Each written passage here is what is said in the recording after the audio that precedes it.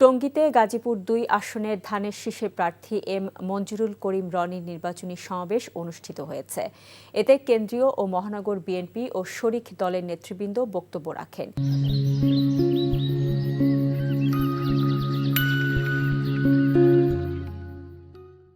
বিকেলে টঙ্গী সরকারি কলেজ মাঠে এই সমাবেশে সভাপতিত্ব করেন শ্রমিক দলের কেন্দ্রীয় কার্যকরী সভাপতি সালাউদ্দিন সরকার। ধানের শীষে প্রার্থী এম মঞ্জুরুল করিম রনি ছাড়াও কেন্দ্রীয় নেতা হাসান উদ্দিন সরকার, কাজী সাইয়েদুল আলম বাবুল, মহানগর বিএনপির সভাপতি শওকত হোসেন সরকার বক্তব্য রাখেন।